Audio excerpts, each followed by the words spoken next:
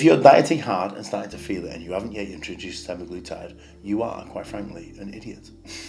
So we're back here discussing semaglutide. And the reason we're doing that is because I have to combat some of the stupid videos I've seen out online at the minute where people are just unnecessarily angry.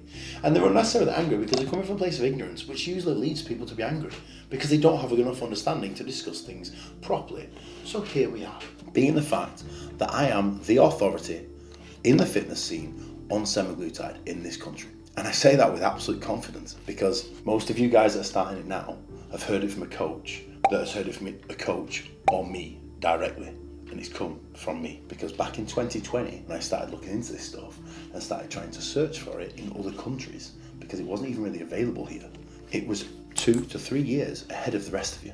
So during that time, I've trialed it in every single scenario possible. And at the moment, I'm 14 months into continual usage to see how it goes because it literally changed my life. I'm someone who suffers from binge eating a lot, hence the 2 tummy tucks, hence the obesity. But that also gives me a very good understanding of what it's like to be obese, what it's like to go through these problems, what it's like to have food on your mind all day long to the fact it consumes your life. Doesn't matter if you're off season or dieting. For some of you guys that are saying, I don't really understand this. Mate, if you're force feeding yourself for half a year to the point where you hate food and you starting dieting is just stopping force feeding yourself, you won't have an understanding. And that's okay.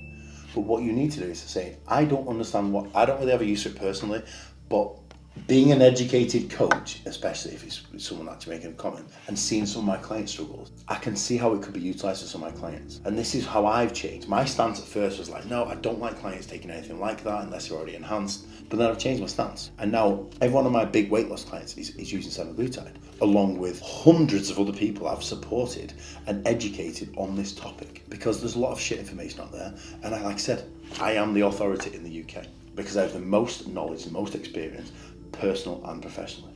And I'm an educated individual due to the fact that I've been in this industry and been bodybuilding for longer than most of you even knew what it was. Because social media didn't exist and a lot of you are still quite young. It just blows my mind that we're even having to have this discussion because ignorant people are putting out stupid misinformation. Because it is stupid. If you read that paper that talks about obese people being worked up to 2.6 milligrams, all losing weight, then pulling the semaglutide and all gaining it back, all that study showed us is that obese people have obviously went back to their old habits, but the drug worked really, really well because all of them lost weight. And there was very little side effects reported. That very, very rarely happens when a drug's been used at this magnitude. It's then been pushed out across the entire world to the point where they can't even keep up with the demand. And it's having results across the board with very little side effects. I've even had one guy message me. He took 10 times the amount he aimed to. He went from 0.5 milligrams to 5 milligrams, which is the highest dose I've ever heard anyone use on his very first usage. Messaged me saying, mate, is there anything I can do to stop this? I've literally been sick. I was like, nah, he's going to have to ride it out for a few days. Did he die? No. Tell me how many other pharmaceutical medications that you can take 10 times the effective dose of and not be in a serious medical problem or even hospitalised or potentially death. There's not that many. So that also shows the effectiveness and the safety profile that we have of semaglutide. So let's just get rid of that study and go with what's relevant. Because what I did was take some promising information, then the study information, then my personal experience. My personal experience first, use myself as a guinea pig, as I have done for everything for the last 14 years. That's why I've acquired most of my knowledge in the first place. We've then gone clients. We've then gone other people who ask me advice on Instagram, social media, whatever else. We've now got a collective of hundreds of people at this point, which gives me the broadest perspective possible. I then look at the other perspectives. I sat at this table before Amy left to curate, and we talked about when we were in our relationship. She was throwing up in this house for 18 months of that relationship with her bulimia. But because bulimia carries shame, guilt, embarrassment, and an endless cycle of intrusive thoughts and the debilitating mental health problems that brings. And we're then saying that Amy taking that and getting back control of her life for the first time in almost 20 years and feeling like she's actually in the driver's seat of her own life and her own mindset and her own thoughts. That's a bad thing when we've just said how safe the drug is when used effectively in the right dose.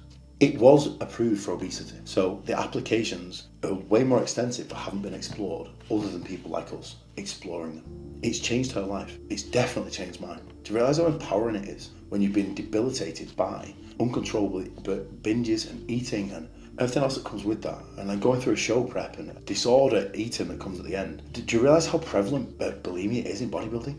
No, you don't, because no one talks about it, because it's filled with shame, guilt, embarrassment. They're not going to then broadcast it on their Instagram. But I stood there at the end of prep last year, having all this experience and trialling it on purpose, doing the hardest prep I've ever done, 7 shows in 7 weeks. I didn't go for a single meal afterwards. I didn't care. In the past, I was like, get me to a restaurant right now. This time I was like, do you know what? I actually just want to go home and have some cuddles and watch a film. Genuinely, that's what I was thinking. And after the last one, we just enjoyed food because I actually could. And I can still enjoy the food. That was the whole point. Still enjoy the food, but then I'm not triggered to eat more. In the past, it was just the floodgates are open and you can't stop. Do you realise the mental health impacts that has? It's massive. And to a lot of people, that leads to months and months of spiraling out of control. And you have these stupid videos, how to manage the post-show rebound, how to manage the start of the off-season. Well, if you've done this and put semaglutide in, along with all those other drugs that you're taking anyway, most of which could actually kill you if you ran them long enough, I don't even understand what we're discussing here. You're adding a drug that we know has all the data in the world to show how safe it is. And then you're taking all this other stuff. You're causing trauma to your body in long-term dieting. And we can take all that away and give you a better relationship with food as the diet goes on, which is what I had last year. You walk out the end, you're in complete control. All you do is take the first few days and focus on sleeping.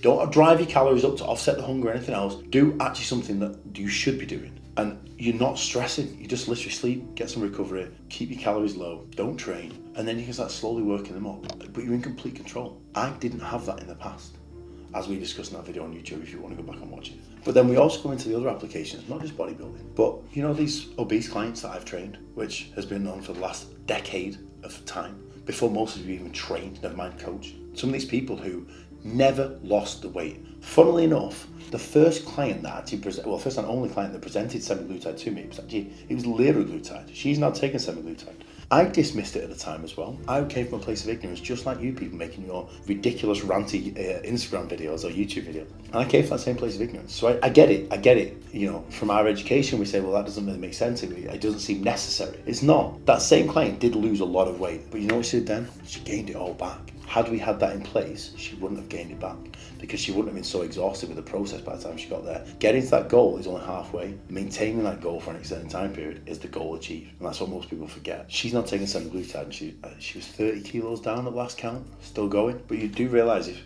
no, you don't realise because you've never lost that kind of weight. But when you lose that kind of weight in a straight shot, it's very unlikely to just continue going. It's very unlikely to stay off. So what we can do is just increase someone's chances of actually getting control of their life again and actually getting that weight off and getting into a healthy state for the first time, which is what the drug was actually designed for anyway. And it's way safer than a gastric band and a gastric bypass that can't be reversed.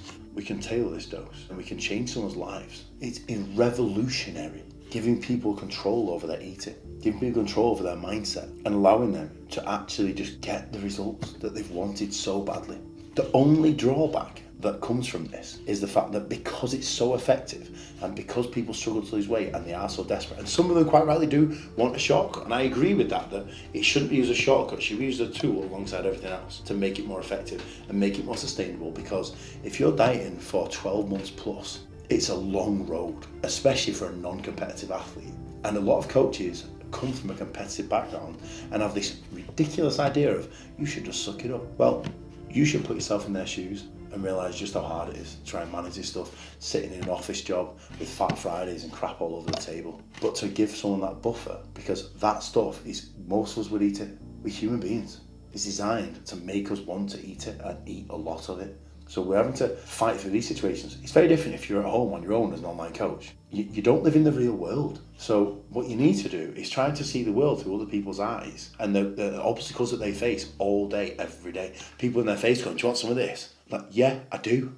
Please, can you stop trying to make my life even harder? This dieting process is hard enough as it is. And I've seen people try because I've been doing this for a long time and I've worked with a lot of people. So again, a place of education and experience, not some papers and some irrelevant study group in a controlled setting.